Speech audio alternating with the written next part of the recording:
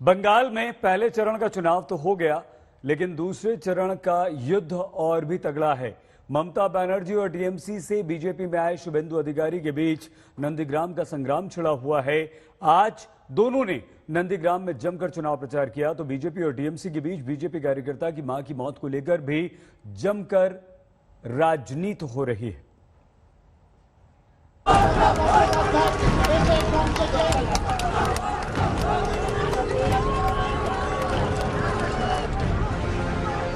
ममता बनर्जी ने नंदीग्राम को नाक का सवाल बना लिया है। होली के दिन भी ममता व्हील चेयर पर बैठकर नंदीग्राम के गांव-गांव घूम रही हैं। तृणमूल कांग्रेस सुप्रीमो ममता बनर्जी इस वक्त नंदीग्राम के रास्ते में किस तरह से कैंपेन कर रहे हैं आप देख सकते हैं। गांव के अंदर वो चली जा रही है व्हील चेयर में। उन्हीं के जो लोग हैं, जो सिक्योरिटी है, उनको व्हील चेयर में लेके नंदीग्राम के गांव-गांव में घुमा रही हैं। नंदीग्राम में ममता की टक्कर उन्हीं की पार्टी से टूटकर बीजेपी में शुभेंदु अधिकारी से है। शुभेंदु ने भी कसम खाई है वो ममता बनर्जी को जीतने नहीं देंगे, और इसीलिए नंदीग्राम की गांव की गलियों में ऑटो, बाइक और बैटरी रिक्शा से प्रचार करने शुभेंदु अधिकारी भी निकले हैं। बंगाल में नंदीग्राम सबसे हॉट सीट बन गई है।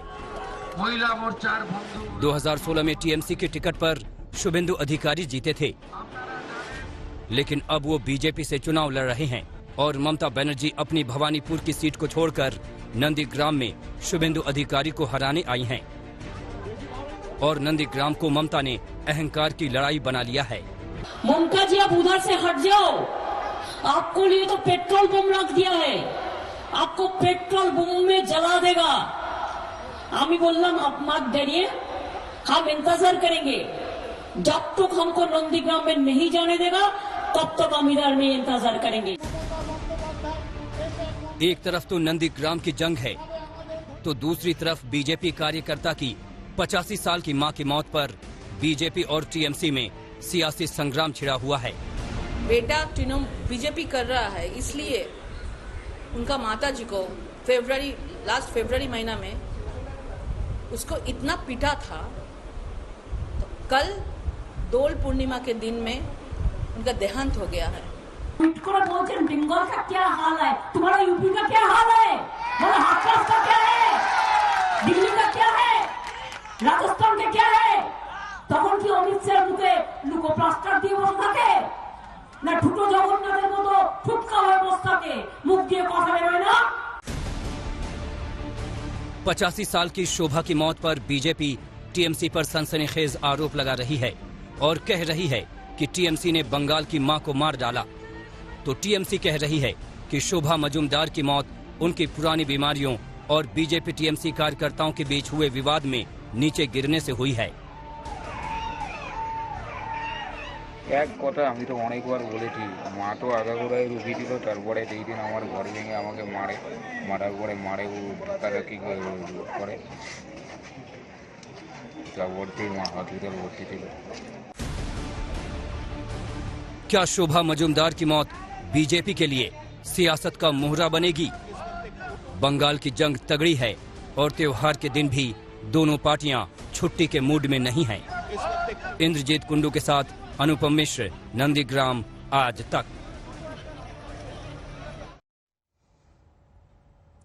बंगाल में पहले चरण का चुनाव हो चुका है। 1 तारीख को दूसरे चरण का चुनाव है। नंदीग्राम में वोटिंग होगी। ममता बनर्जी, शुभेंदु अधिकारी आमने सामने हैं।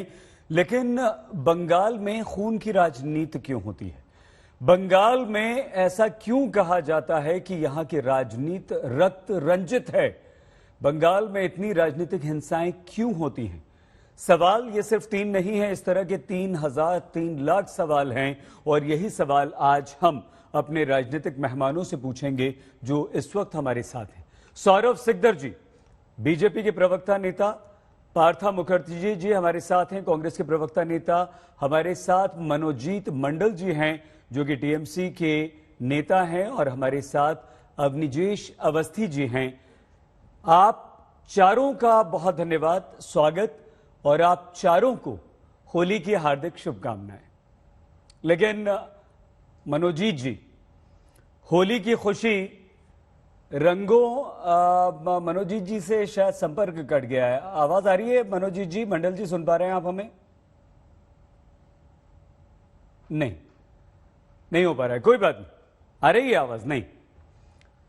सौरभ जी, आप हमें सुन पा रहे हैं?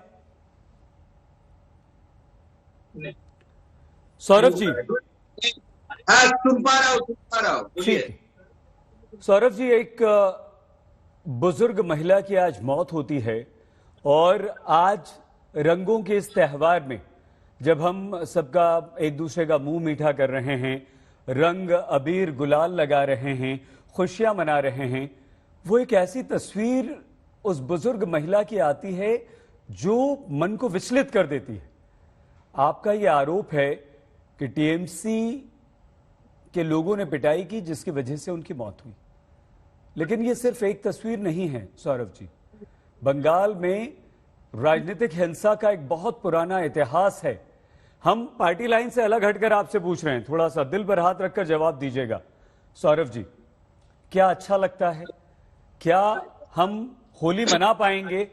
क्या हम एक दूसरे का मुंह मीठा कर पाएंगे अगर इस तरह की तस्वीरें हमारे सामने आती हैं? तो एक बुजुर्ग मां, एक बुजुर्ग बंगाल की बेटी, बंगाल की मां, या देश की बेटी, देश की मां के साथ ऐसा होता है तो अगर इस तरह की तस्वीरें हमारे सामने आती तो एक शहीद जी, सबसे पहले तो आज मैं ये कहना चाहता हूँ कि देखिए, होली के दिन नॉर्मली आप लोग पूरा दिन होली का प्रोग्राम दिखाते हैं। ये बहुत दुर्भाग्य है कि आज ये स्पेशल शो आपको करना पड़ रहा है किसी का मृत्यु को लेके आज आलोचना करने के लिए। देखिए, वोट आएगा, वोट जाएगा, लेकिन जो जान आज चले गए वो तो वापस नहीं आएगा। और शायद ही उसका जो परिवार है वो आगे चल के कभी होली मना पाएंगे, क्योंकि हर होली के दिन उसको यही पीड़ा देंगे कि उसका बुजुर्ग माँ, जो किसी की दादी है, किसी की माँ है, हेड ऑफ द फैमिली है, वो इसी दिन चले गए थे उन लोगों को छोड़ के। इस फैमिली के लिए तो होली का दिन एक शाप बन के सामने आ गया। सत्ता के लिए किसी का भी जान जाए, वो हमारे कार्यकर्ता हो या दूसरे दल के हो या कोई साधारण आदमी हो जो राजनीति से दूर रहे, राजनीतिक कारण से हिंसा कब बंद हो? और आज एक बंगाली होने के नाते हमें बहुत लज्जा महसूस हो रहा है कि देखिए, पूरा देश में चुनाव हो रहा है और खाली ऐसे घटना आपका नेशनल चैनल में, भारत के सबसे जनप्रिय नेशनल चैनल में बार बार बंगाल का नाम ही उठ के आता है और बंगाल का ही घटना दिखाया जाता है। लगभग 145 जाने हमने खो दिया और पता नहीं आपके साथ ये शो करते करते ना खबर आ जाए ये संख्या और बढ़ गया। मतलब ये जो कल्चर है ये बंद होना चाहिए। ठीक है, लोग अपना मत प्रयोग करें। 10 सेकंड लूंगा, लोगों को अपना मत प्रयोग करने दीजिए और उसके ऊपर छोड़ दीजिए। और सत्ता में किसको देखना चाहते हैं, जबरदस्ती मत ठोकिए कोई चीज। यही मेरा सारे राजनीतिक जो प्रतिद्वंदी दल है, उसके पास मेरा हाथ जोड़ के विनती है आज ये शुभ अवसर में होली।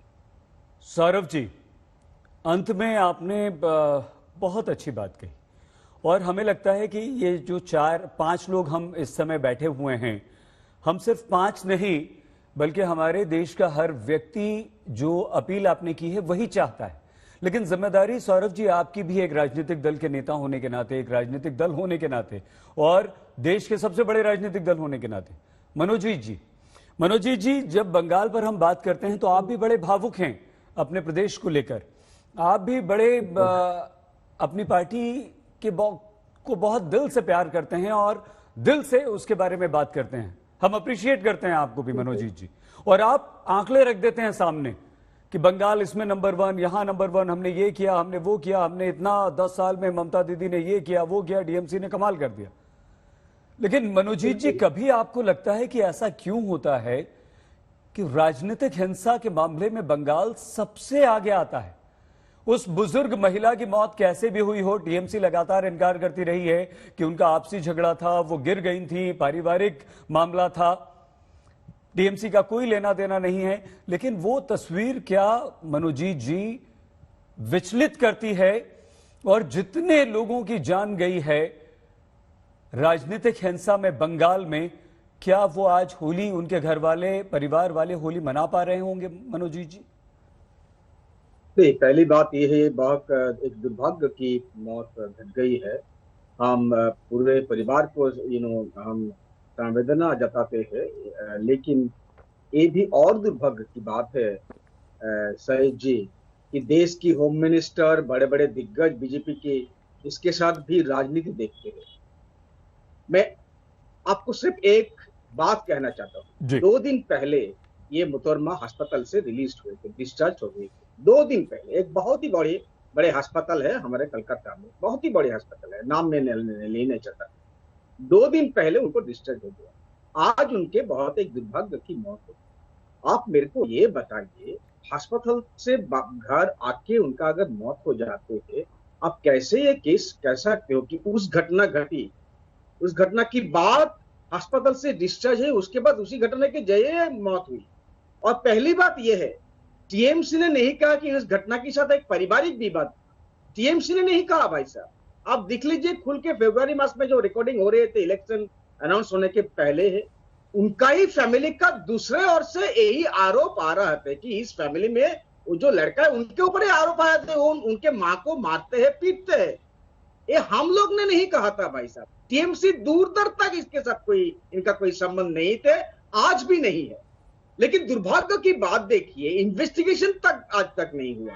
क्या मौत का रीजन क्या है, पोस्टमार्टम भी नहीं हुआ, और ये लोग कह रहे हैं कि ये पॉलिटिकल मर्डर है।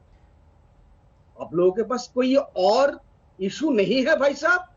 एक 85 इयर्स की उम्र की बहुत ही बुजुर्ग जो हमारा मुतरमा है, जिनके बहुत ही दुर्भाग्यपूर्ण एक मौत घट गई है अस्पताल से रिलीज होने के बाद, आपको इस घटना के से भी पॉलिटिक्स नजर आ रही है? सिकदर भाई, आप कहते हो एक तरफ कि हम राजनीति नहीं करना चाहते, ये किस तरह का घटियापन का राजनीति? आपके होम मिनिस्टर जो खुद एक पुलिस मिनिस्टर है, वो ट्वीट करते हो, आप ये इलेक्शन इशू बनाते हैं। This is being treated as an electoral issue. The death, unfortunate death of an 85 years old lady is being seen as an electoral issue for the BJP. और इससे आगे हम क्या कह सकते हैं? मनोजीत जी, उनके फैमिली से आपको बात रोकना पड़ रहा है। सौरभ जी, आप उनकी कीजिए, बात का जवाब जरूर दीजिएगा, लेकिन पार्था मुखर्जी और अवनीजेश जी से एक एक रिएक्शन हम लेंगे उसके बाद। पार्था जी, आप तो बंगाल में लेफ्ट के साथ इस वक्त चुनाव लड़ रहे हैं। वो याद कीजिए सर, 1990 का दशक, जब 400 से ज्यादा हत्याएं तब भी राजनीतिक हुई थी, और उससे पहले भी हम जा सकते हैं। अभी अवनीजेश सर के पास जब आएंगे तो उस पर भी हम चर्चा करेंगे, नक्सलवाद की भी। लेकिन आपके राजनीतिक दल, उसमें आप भी शामिल हैं, आपके सहयोगी भी शामिल हैं, कहते हैं कि हम तो राजनीतिक हत्या में शामिल नहीं हैं, ये तो बीजेपी और टीएमसी लड़ते हैं, उनके कार्यकर्ता लड़ते हैं, उनके नेता लड़ते हैं, आपस में एक दूसरे को मार देते हैं। लेकिन आप अपने आप को पार्था जी बंगाल से अलग कैसे कर सकते हैं? क्या आपको यह अच्छा लगता है पार्था जी कि आज त्योहार के दिन जब लोग एक दूसरे का मुंह मीठा कर रहे हैं, गुजिया खिला रहे हैं, रंग गुलाल अबीर उड़ रहे हैं, वहां पर एक ऐसी बुजुर्ग महिला का चेहरा सामने आता है कि आप और हम विचलित हो जाते हैं? क्यों यह हत्याएं होती हैं? क्यों बंगाल इतना रक्त रंजित है पार्था जी? और दिल पर हाथ रखकर आप अपने आप को इसके लिए कितना जिम्मेदार मानते हैं? देखिए, मैं कहीं दानव थोड़े हूं कि इस घटना को मैं नहीं कहूंगा कि ये बहुत दिक्कत घटना है। दुख की बात है कि देखिए, 20वीं शताब्दी के पहले से, मतलब 1910 से बंगाल की राजनीति में हिंसा एक अहम पार्ट होता रहा है। लेकिन उस टाइम जो हिंसा था, वो हिंसा उसका एस्पेक्ट अलग था। लेकिन वो चलते चलते 50-60 की दशक में हम लोग जब देखा कि बंगाल एक पार्टीशन स्टेट हुआ, पार्टीशन स्टेट होने के बाद उसका जो राजनीति वो अलग हुआ और जो देश का और जो स्टेट्स है उससे। लेकिन वो हिंसा था उसमें, लेकिन फिर भी उसका एक एस्पेक्ट अलग था। उसके बाद हम लोग 70 की दशक में देखा, 60 की अंत 70 की दशक में देखा जो नक्सलवाद, जो अति वामपंथी जिसको हम कहते हैं, उसमें हिंसा और भी बढ़ा। उसमें भी एक मतलब एस्पेक्ट अलग था। लेकिन आज का जो हिंसा है, ये हिंसा है सिर्फ कुछ हटवाना, मतलब जो सत्ता है उसको कैसे ले सके। ठीक है पार्था जी, एक बात और बता दीजिए जल्दी से यहाँ पर, क्योंकि बीजेपी टीएमसी दोनों के प्रतिनिधियों की आपने बात सुनी। टीएमसी ये कहती है कि मैं बात बता रहा हूँ आपको, मैं दुख का बात बता रहा हूँ। दुख की बात कही ना, थोड़ा सा एक वो, क्योंकि आप न्यूट्रल हैं, आप बीजेपी के साथ नहीं है, टीएमसी के साथ नहीं है, तो आपकी राय यहाँ पर महत्वपूर्ण होगी। देखिए सौरभ जी की बात आपने सुनी, बीजेपी लगातार ये कह रही कि जब से इन बुजुर्ग महिला का बेटा बीजेपी में आया तब से टीएमसी वाले उन्हें तंग करने लगे, उनके साथ मारपीट करने लगे, और ये हुआ भी इतनी बुरी तरह से मारा कि मां को भी नहीं छोड़ा, एक बुजुर्ग महिला को मारा। अब टीएमसी मनोजीत जी भी ये कह रहे हैं कि भैया घर का मामला है और इसमें हमारा कोई लेना देना नहीं है, कोई हाथ नहीं। क्या आपको लगता है कि राजनीति हमारी इस स्तर पर पहुंच गई है कि यहां तक इस तरह की बातें हम करने लगे हैं? पार्था जी, बंगाल की राजनीति में अभी लाश चाहिए। जिस पार्टी को लाश मिलेगा उस पार्टी को थोड़ा एडवांटेज मिलेगा, और वो लाश के साथ अगर पॉलिटिक्स जोड़ दिया जाए तो और भी अच्छा होता है। ये सबसे दुख का बात है। ये बोलते हुए भी मेरे को शर्म आता है कि आज हम लोग 8 हिस्से में 8 चरणों में हम इलेक्शन कर रहे हैं। क्या अगले बार हमको 12 चरणों में करना पड़ेगा? यही हम लोग को ये सबसे लज्जा का बात है एक बंगाली होने के नाते। देखिए बीजेपी और तृणमूल के बीच जो हो रहा है, सबसे दुख की बात आप जानते हैं, परसों जो इसके पहले जो पहला चरण का जो इलेक्शन था, हम लोग को हर चैनल में एक ही प्रश्न किया गया कि देखिए तृणमूल बीजेपी के अंदर में मारपीट हो रहा है, आप लोग तो मारपीट नहीं कर रहे हैं, आप लोग को कोई मार भी नहीं आया, आप लोग मारपीट भी नहीं कर रहे हैं, मतलब आप लोग क्या है नहीं। मतलब ये आज का एस्पेक्ट हो गया इलेक्शन की कि अगर आप मारपीट नहीं करेंगे, अगर आप मार नहीं खाएंगे, आप मारेंगे नहीं, तो आपको अहमियत ही नहीं दिया जाएगा। ये हालत बन गया बंगाल की जो इलेक्शन है बंगाल की। ठीक है पार्था जी। अब निजेश जी, सर क्या जब भी राजनीतिक संघर्ष होता है तो वो राजनीतिक संघर्ष जो होता है वो राजनीतिक हिंसा में बदलता है? और यदि ऐसा थोड़ा बहुत भी होता है हमारे देश में, जिस तरह से हमारा समाज है और जिस तरह से हमारे देश में अब निजेश जी चुनाव होते हैं, तो अगर ये राजनीतिक संघर्ष राजनीतिक हिंसा में सर बदलता है तो बंगाल में ये बहुत ज्यादा हिंसा में तब्दील क्यों हो जाता है? कारण क्या है सर इसका? सैयद जी, आज सचमुच उन दृश्यों को देख करके, तस्वीरों को देख करके ना मन ऐसा खराब हुआ, मन ऐसा ज्यादा कलुषता से भर गया है कि बोलने की कई बार हिम्मत नहीं होती। आप एक बात बताइए, आज ममता बनर्जी ने क्या कहा कि अपना यूपी संभालो, मध्य प्रदेश संभालो, मतलब बंगाल में हो रही है। आप बताइए, बंगाल और केरल के अलावा कहां पर राजनीतिक हिंसा होती है? क्या उत्तर प्रदेश से आपको सईद अंसारी, कभी आपने ऐसी खबरें दिखाई हैं कि वहां पर दूसरे राजनीतिक दल के व्यक्ति एक दूसरे को मार रहे हैं? क्या कभी कोई खबर दिखाई है क्या? राजनीतिक संघर्ष तो हर जगह होगा ना, हर राज्य में होगा। ये यहीं पर घटना क्यों घट रही है? बुद्धदेव बाबू ने जब सीपीएम की तरफ से वहां के मुख्यमंत्री थे, उन्होंने क्या कहा था? 55,000 हत्याएं हुई। ममता बनर्जी खुद भुक्तभोगी रही हैं, उनको राइटर्स बिल्डिंग में बाल खींच करके मारा गया था उनको।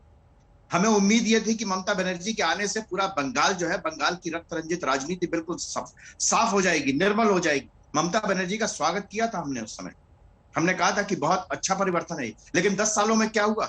आप ये बताइए, 10 सालों में आज वो ममता बनर्जी कह रही है कि आप उत्तर प्रदेश देखिए, मतलब उत्तर प्रदेश में तो कोई राजनीतिक हिंसा की बात कहीं दिखाई देती नहीं है, उसके बावजूद उनको उत्तर प्रदेश दिखाई दे रहा, अपना राज्य नहीं दिखाई दे रहा। अपनी जिम्मेदारी नहीं है उनकी क्या?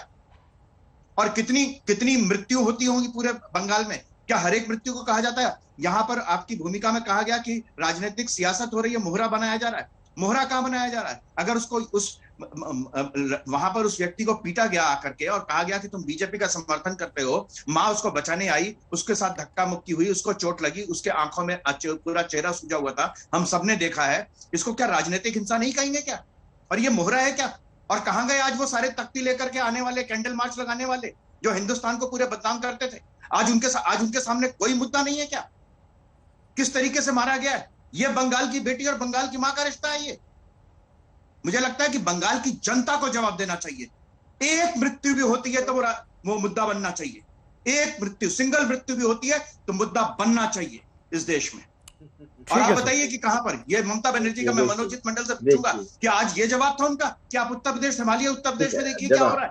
ठीक है अभिजीत जी, लेकिन हाँ मनोजीत जी, एक मंडल जी आप जरूर जवाब दीजिए अवनीजेश जी की बात का, लेकिन साथ ही साथ ये भी बताइए कि क्या ये जो बंगाल का इतिहास रहा है, देखिए पार्था जी ने तो और 1902 की बात कर दी, हम तो 1990 का ही उल्लेख कर रहे थे, जिक्र कर रहे थे, तो क्या ये इतिहास रहा है? और आपने कहा कि क्या कहीं ऐसा तो नहीं मंडल जी कि ये हिंसा का इतिहास है, हिंसा होती रही है तो हम हिंसा का सहारा लेके या हम भी इसी चुनावी वैतरणी में और इसी तरह से आगे बढ़ सकते हैं और कोई हमारे पास रास्ता नहीं है?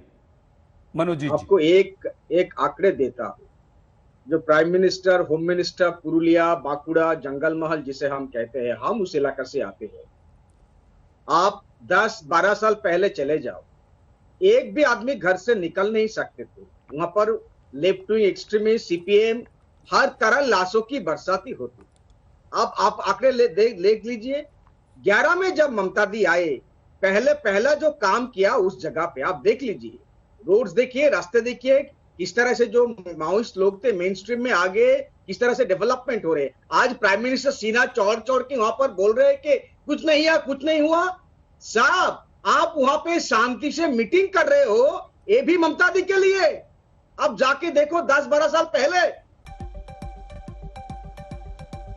वर्षों से बंगाल में राजनीतिक वर्चस्व की लड़ाई में रक्त बहता है, हिंसा होती है, हत्याएं होती हैं। हिंसा और बंगाल के स्थिति पर जो युद्ध के बीच नंदीग्राम का जो रास्ता है वो हर नेता पकड़ रहा है। ममता, शुभेंदु जमे हुए हैं और कल अमित शाह भी पहुंच जाएंगे नंदीग्राम। आज कैसे बंगाल को लेकर शुभेंदु ने ममता को घेरा है, देखिए। ममता बनर्जी ने कल 2-3 बातें कही हैं, उसमें वो कह रही हैं कि जब नंदीग्राम का आंदोलन हुआ था आप लोग नहीं दिखाई दिए थे, वो आरोप लगा रही हैं।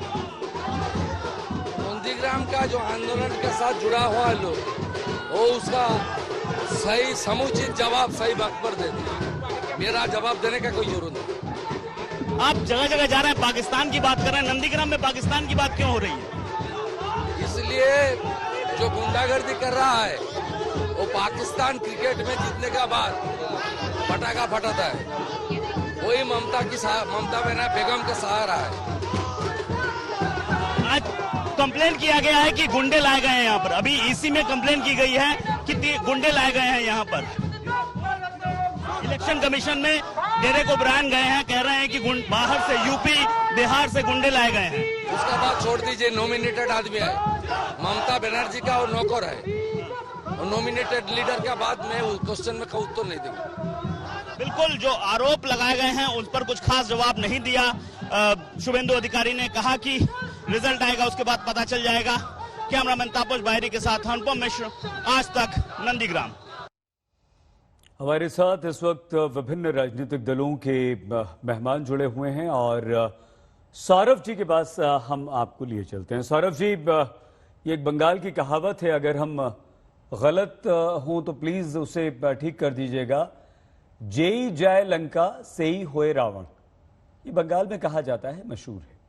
और बंगाल में अब आप पैर जमा रहे हैं, अपनी राजनीतिक जमीन को मजबूत कर रहे हैं। और बंगाल में अगर बीते 5 दशकों का इतिहास सौरभ जी हम देखें तो वो सीधे सीधे राजनीतिक वर्चस्व की लड़ाई में हिंसा है, हत्याएं हैं।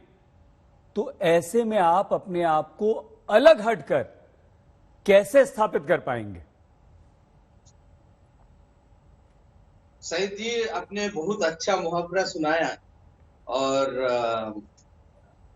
देखिए, मैं एक चीज कहना चाहता हूँ। अभी जो ये शो चल रहा है, मैं जब पिछले बार बोल रहा था, मैं आपको बताया था जी कि पता नहीं शो चलते चलते क्या हो जाएगा। देखिए, कलकत्ता का बालीगंज में अभी 5 मिनट पहले हमारा कैंडिडेट के ऊपर अटैक, लोकनाथ चटर्जी जो हाई कोर्ट का एडवोकेट है। तो ये तो इस गणतंत्र का बात है। देखिए, एक चीज कहा जाता है कि सीपीएम का जो स्कूल था ना, उसका बेस्ट स्टूडेंट थे ममता बनर्जी। तो सीपीएम का जितना, कम्युनिस्टों का जितना बुराई है, वो उसने इतना अच्छा तरीके से सीखा और उसको इम्प्लीमेंट किया कि आज ये चीज देखना हो रहा है। शोभा मजुमदार जी का घर एयरपोर्ट से 5 किलोमीटर के अंदर था। देखिए, खुद कलकत्ता के ऊपर अगर ऐसे घटना घट रहा है तो गांव में क्या हो रहा है, मीडिया के लिए हर जगह पहुंचना भी संभव नहीं है। जहां थोड़ा गांव में जाके देखिए, वहां पे क्या संतरास का वातावरण है, कैसे कैसे ये लोग चल रहा है।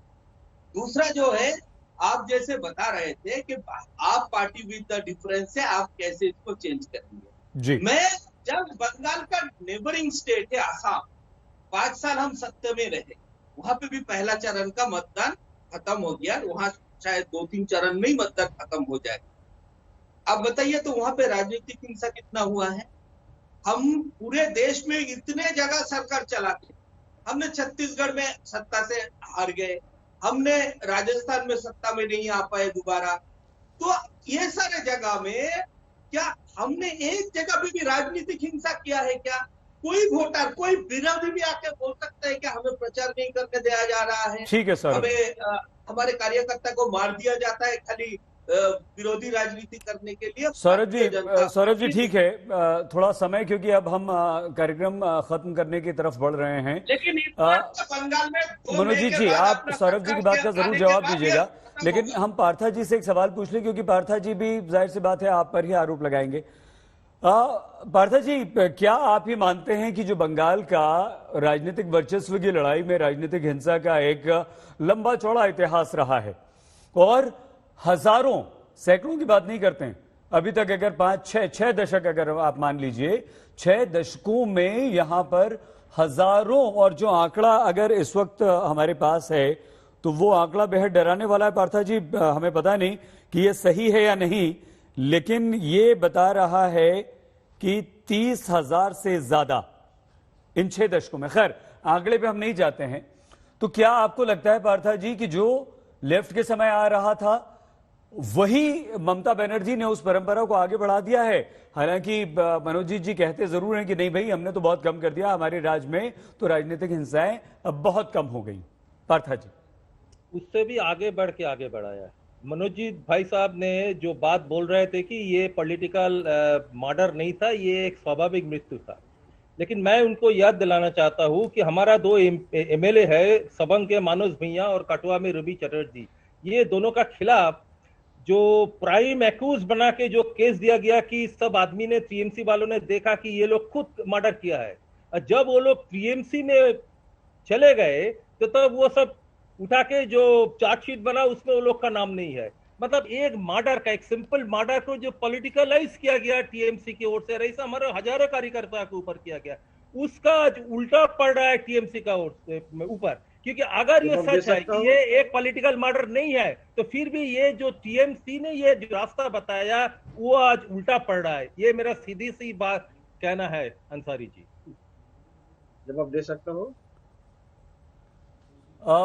मनोजीत जी, आप ही की बारी है दोनों के सवालों का जवाब देने की, लेकिन इस मृत्यु के बाद, ये बुजुर्ग महिला की मृत्यु के बाद, मौत के बाद स्वागत राय क्या कहते हैं, हम जल्दी से सुनवा देते हैं आपको।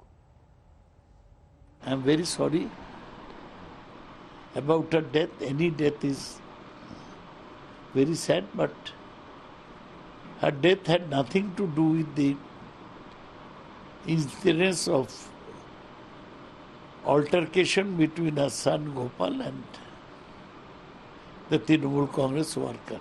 West Bengal is ruled by such a government where the mother, 80 years old, was subjected to killed, murdered only for the reason because her son is doing Bharatiya Janata. Simply, she was just opposing assault on her son, and she was subjected to fist, blow, and all types of injuries happened to her face and head. Manojit जी, दोनों की बात भी आपने सुन लिया। आपके दोनों साथी जो इस समय बैठे हैं वो भी आप पर आरोप लगा रहे हैं। सिर्फ क्या ये कह देने से मनोजीत जी कि हमारे राज्य में तो राजनीतिक हिंसाएं कम हुई हैं, हमसे पहले तो ऐसा होता था? नहीं, आप इस अपने डेथ आप के को बारे में बचा तो नहीं पाएंगे जी। इस डेथ के बारे में हमने पहले ही कह दिया। अस्पताल के 1 महीने रहने के बाद वो मुहतरमा जी घर पे गई। अस्पताल में मौत नहीं हुई और जान तो हो रही है। नहीं, देखिए मौत अस्पताल में हुई, घर में हुई, ये सवाल नहीं है। ये भाई साहब, प्रश्न मनोज जी मैं बात कर रहा हूं, मैं तो सुन रहा था, पेशेंट से सुन प्रश्न रहा ये था, है, आप थोड़ा सा अलग उससे बात कर रहे हैं। प्रश्न ये है कि एक महिला, एक हाथापाई होती है, चलिए वो गिर ही जाती हैं, जो अपनी जीएस जी ने पहले कहा था, वो गिर गई, उस हाथापाई में गिरने में चोट लगी, तो ये शर्मनाक है या नहीं है? कोई भी हो, के बीच में हुई, चलिए राजनीतिक हिंसा नहीं है। अगर दो लोग आपस में लड़ते हैं तो भी अगर एक बुजुर्ग महिला को कोई धक्का भी दे देता है तो ये शर्मनाक है कि नहीं? हम ये इस घटना को कंडेम कर रहे हैं। इसीलिए मुहतरमा अस्पताल में थी। और देखिए जब ये घटना घटी उसी दिन के बाद ये पूरा कलकत्ता में पोस्टर देख के ये लोग क्या कर रहे थे? बंगाल की बेटी के ऊपर ये हमला हुई। अरे घरेलू मामला है, इस मामला क्या अगर राजनीति में ले आए तो हम उसको क्या कहेंगे? दुर्भाग्यजनक नहीं है? अरे देखिए ये तरीका, देखिए ये तरीका है ये पार्टी का। मैं तो कह रहा हूँ सबसे वायलेंट पॉलिटिकल पार्टी इस देश में अगर कोई है तो बीजेपी। मैं प्रूफ भी कर सकते हो। और कांग्रेस के साथ बात कर रहे थे ना, कांग्रेस का जो प्रेसिडेंट 3 बार जेल गए चुके हैं, अधीर चौधरी, लालटू से एक डबल मर्डर, याद है साहब आपको? 3 बार जेल में थे सीपीएम के अमल में। तो आप क्या बात कर रहे हो वायलेंस के भाई साहब? सबसे ज्यादा अगर वायलेंस हुई थी जिस पार्टी ने की है, आप उसी के साथ अभी अरे वो तो पूरा एक्विट हो गया है। आप शर्म करो, शर्म हो गया है उन्होंने कुछ नहीं है, मामला चल रही है। आपका जवाब हो चुका है। ठीक है मनोज जी, मामला चल रहा है भाई साहब। आखिर कार्यक्रम खत्म करना है सर, जल्दी से जवाब दे दीजिए। सुनिए वो जो नक्सलबाड़ी से नक्सल आंदोलन शुरू हुआ था और वहां पर उन्होंने राजनीतिज्ञों की जो हत्या करनी शुरू की थी, क्या वो लगातार चलती आ रही है?